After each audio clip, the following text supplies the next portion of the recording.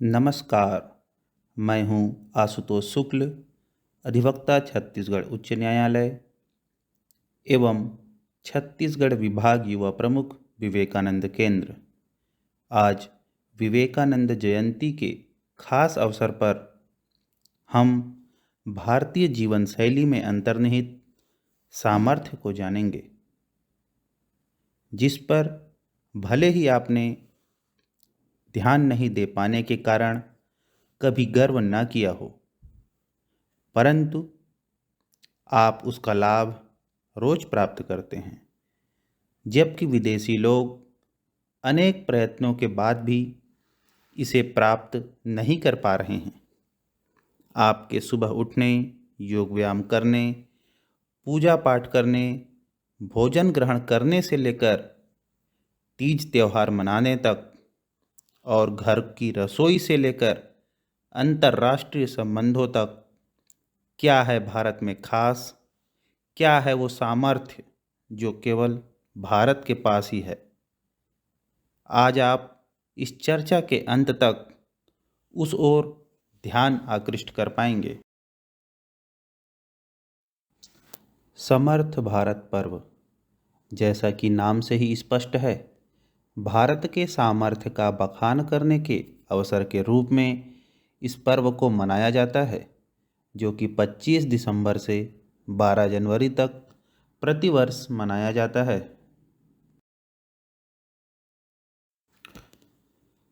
25, 26 और 27 दिसंबर ये 3 दिन केवल भारत ही नहीं बल्कि विश्व इतिहास के लिए अत्यंत महत्वपूर्ण व रचनात्मक संक्रांति काल के रूप में देखा जा सकता है। यही वो 3 दिन हैं जब आधुनिक इतिहास में विश्व का भारत के प्रति बदलते दृष्टिकोण के आरंभ की प्रथम घटना घटी थी। मैं बात कर रहा हूँ भारत के अंतिम छोर कन्याकुमारी स्थित समुद्र के एक निर्जन टापू में युवा नरेंद्र द्वारा किए जा रहे ध्यान की। वही युवा नरेंद्र जिसे आज हम स्वामी विवेकानंद के रूप में जानते हैं।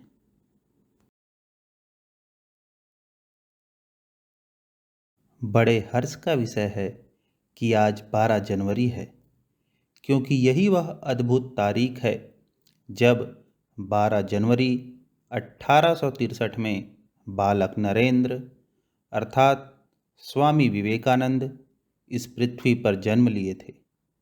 आप सभी को स्वामी विवेकानंद जयंती की हार्दिक शुभकामनाएं।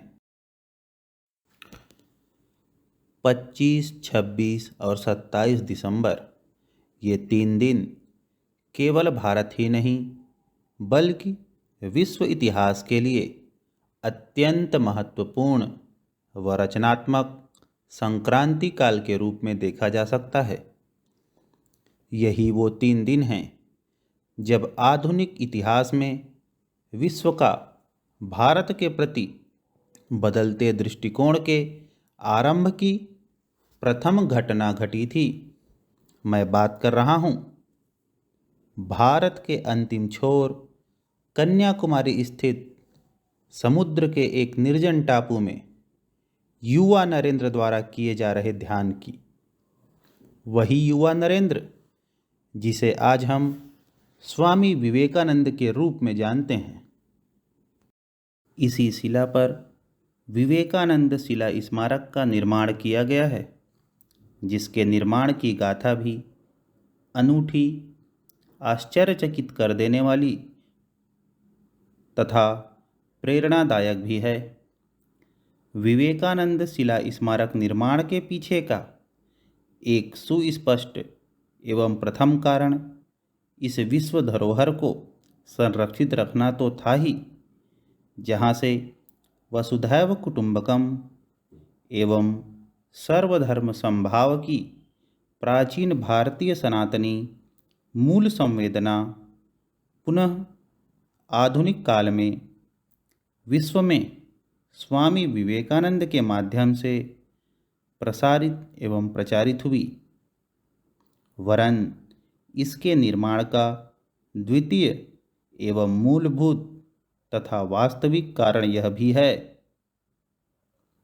कि एक ऐसे जीवंत स्मारक का निर्माण करना जो चिरकाल तक समस्त मनुष्य को, विशेष रूप से युवाओं को, निरंतर प्रेरणा देती रहे।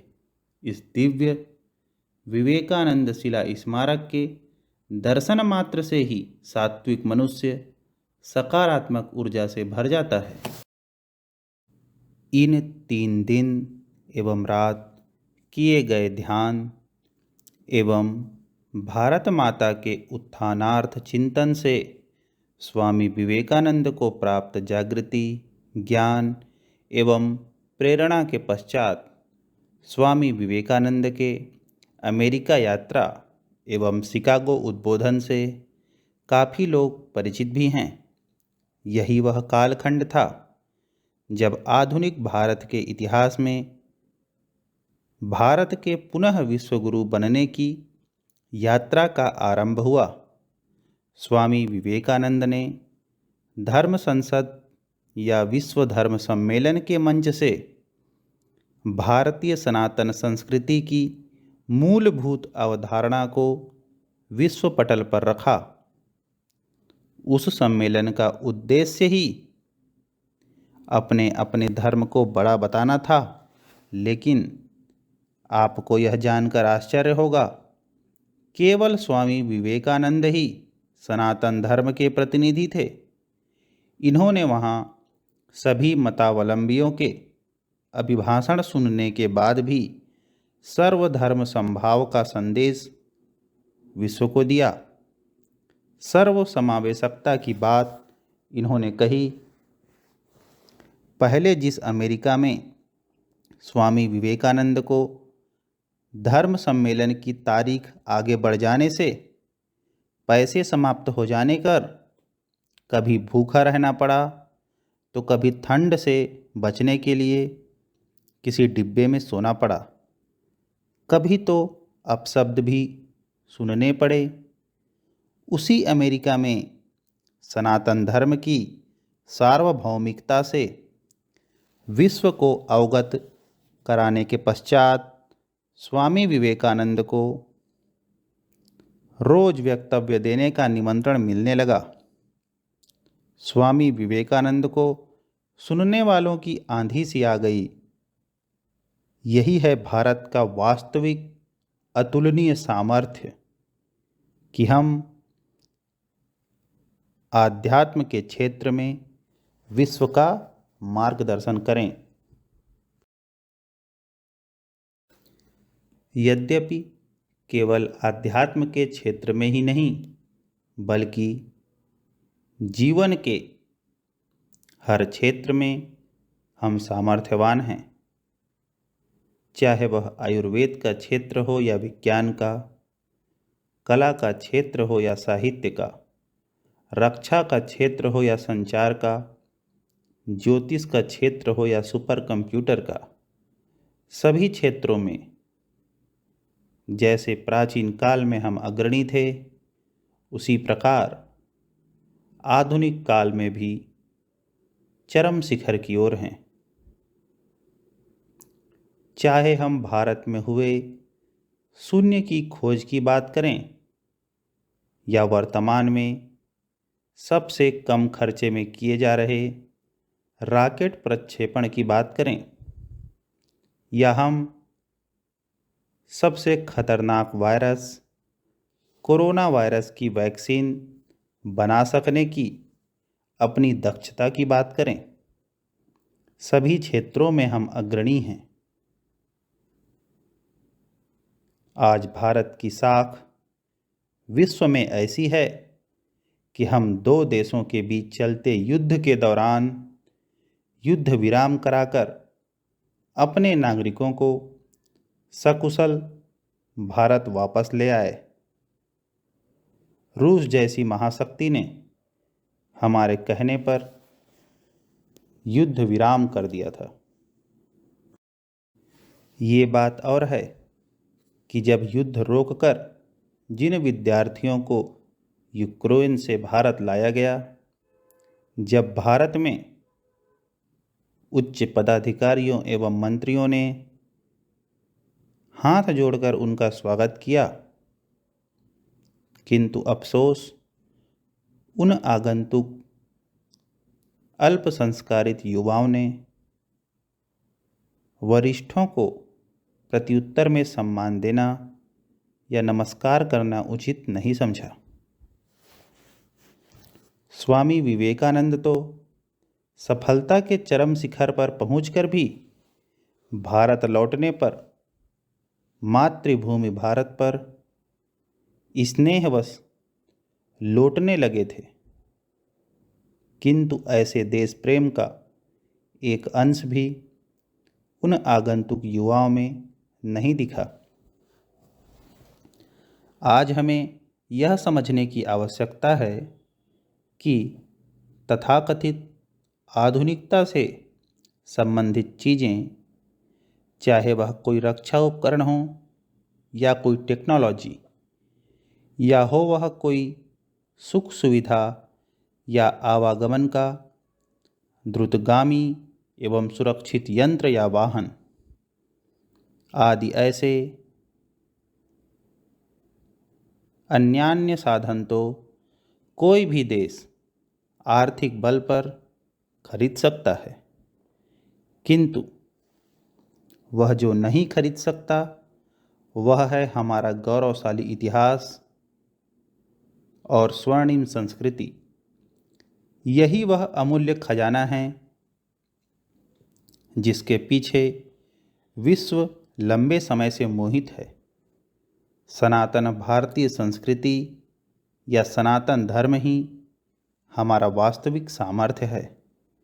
आज आवश्यकता है बच्चों एवं युवाओं को संस्कारित बनाए रखने की, ताकि हमारा यह सच्चा सामर्थ्य आगे भी बना रहे। भारत देश यह शब्द अपने आप में त्याग, समर्पण, सहयोग तथा सेवा का परिचायक है और यही भारत का वास्तविक सामर्थ्य भी है। हमारे संस्कृति में प्रातःकाल उठने की परंपरा रही है, जिसका वैज्ञानिक कारण है सुबह उठने से हमारा स्वास्थ्य उत्तम रहता है। उसके पश्चात माता पिता व गुरुजनों को प्रणाम करने की बात कही गई है, ताकि हम में कृतज्ञता का भाव बना रहे, हम विनम्र रहें व नित्य उनसे ज्ञान प्राप्त करते रहें। उल्लेख भी है कि प्रातःकाल उठ के रघुनाथा, मात पिता गुरु ना वही माथा। नित्य क्रिया में शौच, स्नान आदि को महत्व दिया गया है, जो यह बताता है कि स्वच्छता विज्ञान सम्मत कार्य है। शास्त्रों के सूक्ष्म अध्ययन से ज्ञात होता है कि पूजा पाठ के पूर्व योग व प्राणायाम का विधान है, जिससे स्वास्थ्य उत्तम रहे। मंत्रों के जप से विशिष्ट तरंगें निकलती हैं। ध्यान से मानसिक शक्ति मिलती है। पूजा पाठ, हवन आदि में उपयोग आने वाली सामग्री का चयन वैज्ञानिक निष्कर्षों के आधार पर किया गया है, जो कि स्वास्थ्य के लिए लाभदायक व वातावरण को शुद्ध करने वाला होता है। भोजन में उपयोग किए जाने वाले मसाले औषधि हैं। किस सब्जी में कौन सा मसाला डाला जाए जिससे कि उस सब्जी के दोष मिट जाएं और वह नुकसान न करे, यह अनुसंधान के पश्चात प्राप्त होने वाला ज्ञान है, जो कि सहजता से हमें परंपरागत रूप से मिला हुआ है। इसके अतिरिक्त किस चीज़ के साथ क्या चीज़ नहीं खाना है, ताकि बीमारी न हो। यह ज्ञान केवल हमें आयुर्वेद से कृपा प्रसाद में मिला हुआ है। वैज्ञानिक परीक्षण पर आधारित ऋतु अनुरूप अभीष्ट वस्तुओं व खाद्यान्नों तथा फल सब्जियों का प्रयोग आरंभ एवं समाप्त करने को बताने वाले व मेल जोल बढ़ाने वाले अनेक पर्वों को हम मनाते आ रहे हैं।